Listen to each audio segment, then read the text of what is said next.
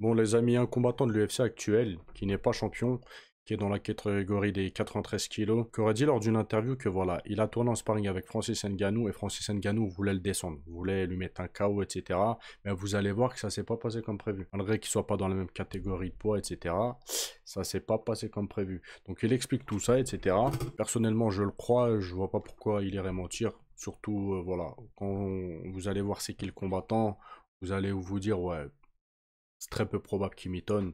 Combien même tout le monde peut mentir. Bref, c'est une petite traduction que je vous ai faite les gars, d'accord. Donc voilà les gars, mais avant de commencer la vidéo, comme d'habitude, n'oubliez pas de lâcher un petit like, un petit commentaire. Vous savez pas quoi mettre pour les référencements, vous mettez MMA, Francis Ngannou, UFC, etc. Abonnez-vous, activez la cloche de notification pour ne louper aucune vidéo. Ah oui les gars, avant de commencer la vidéo, hier j'ai partagé 4 petits posts où j'ai dit que voilà, ceux qui voulaient soutenir ma chaîne, il y avait des abonnements à partir de 2,99 € et j'ai eu 2-3 messages de personnes qui étaient pas contentes que je partage ce genre de choses. Les gars, moi j'aimerais revenir sur une chose. Comme vous le savez, aujourd'hui, YouTube c'est mon métier. Et c'est un métier à part entière. Tu dois faire tes recherches, tu dois faire les montages, tu dois passer ton temps. Voilà, tu dois tenir prêt par rapport à l'actualité, etc. C'est un métier. C'est clair que c'est pas travailler à l'usine, etc. Mais c'est un métier. Quand c'est des streamers sur Twitch ou sur YouTube ou sur TikTok qui sont millionnaires ou qui gagnent des centaines de milliers d'euros par mois et qui vous demandent des cadeaux sur TikTok ou des subs sur Twitch ou sur YouTube, etc. Ça vous pose pas de problème. Quand c'est un petit YouTuber comme moi, ben c'est pas normal. Surtout que moi, ce genre de sauce, j'aime pas le faire. Je le fais de temps en temps, hein, demander, voilà, pour ceux qui veulent me soutenir, acheter un petit sub. Mais les gars, je voulais vous dire, c'est quelque chose de normal. Comme j'ai dit, les plus gros le font, tout le monde le fait. Si YouTube a mis en place ces outils-là, c'est pas pour rien, d'accord? Encore une fois, ça fait 1 an et demi que j'ai ma chaîne. Je fais du contenu gratuit. Je fais pas des partenariats bidons. Je vous envoie pas au casse-pipe en vous proposant des trucs bidons, etc. Contrairement à d'autres. Par exemple, les paris sportifs, etc.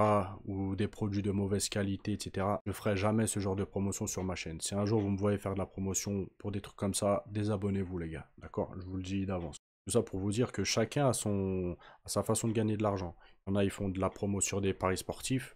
Moi, ça, je le ferai pas. Parce que voilà, pour moi, les paris sportifs, c'est quelque chose de très très grave. Et les jeux d'argent, c'est jamais bon. Donc voilà, ce genre de modèle économique, vous le verrez pas sur ma chaîne. Il y en a qui sont pas contents parce que je dis, subez-vous pour 2 balles. Mais les gars, si vous n'êtes pas contents, vous vous désabonnez de la chaîne, d'accord?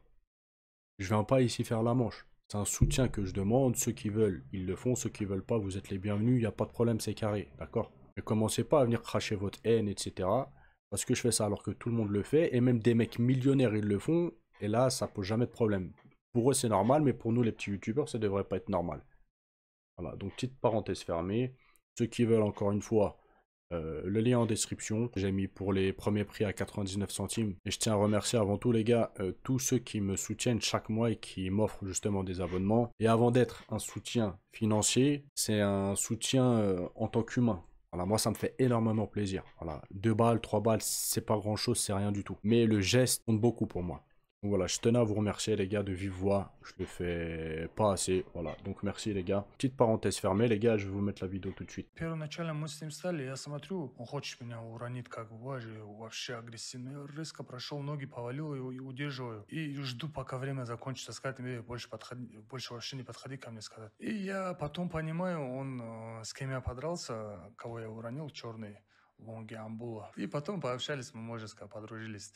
Donc voilà les amis, comme vous avez pu voir, Magomed Ankalaev a dit qu'il avait dominé Francis Ngannou, qu'il l'avait amené au sol et qu'il l'avait voilà, qu'il avait tenu les positions, qu'il l'avait dominé, etc.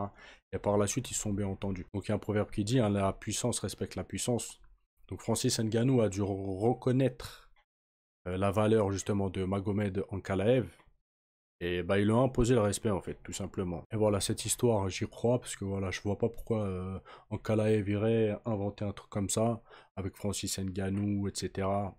Ça a pas de sens, ça a pas, voilà. Maintenant les gars, imaginez-vous un Ankalaev qui arrive à retenir au sol, à garder les positions, à dominer, etc. Francis Ngannou, bah, s'il devait affronter Pereira, est-ce que ce serait pas un jeu d'enfant pour lui de le maintenir au sol, etc., de le dominer au sol? C'est ça la question. Parce que je vous le dis, hein, pour ceux qui sont pas au courant, en K-Live, il call out tous les jours Pereira. Il lui dit, si tu veux, on va pas au sol, moi je strike avec toi, etc., etc. On dirait Dana White, il refuse ce combat-là. Je sais pas pourquoi. Il esquive un truc de fou. Ça parle d'aller chez les lourds. Là, justement, bah, il a réaffronté Jiri, etc. Mais Ankalaev, il n'y a personne qui parle de lui. On dirait ils veulent pas que ce combat ait lieu. Donc pour le coup, un petit combat Ankalaev Pereira, ça pourrait être pas mal. Avant d'aller chez les lourds, s'il doit aller chez les lourds. Et je vous mens pas que pour, je pense, Pereira, ça pourrait être un combat difficile. Voilà. Après, je sais pas ce que vous en pensez. Quand bien même, maintenant, là, depuis 2-3 semaines, un mois maximum, il y a une hype Pereira qui a émergé sur les réseaux sociaux. Tout le monde pense que Pereira, c'est le meilleur combattant au monde. Il froisse tout le monde. Voilà, c'est la mode, c'est tout le temps comme ça. Quand il y a un combattant, il fait des performances, il fait des trucs pas mal. Ça y est, pour eux, c'est l'homme le plus fort au monde. Il déglingue tout le monde, etc. Alors que non, pas forcément, les gars. Donc là, je vous ai posé la question, 99% vont me dire, en cas live, il se fait détruire par Pereira. Moi, je dis, vas-y, 60 pour Pereira, 40 pour Ankalaev. Mais Ankalaev, il peut le manger, quoi. Donc voilà, les gars. Je sais pas ce que vous en pensez. Je vais vous laisser. Je vous dis à la prochaine vidéo. Passez une bonne journée, les gars. Ciao, ciao.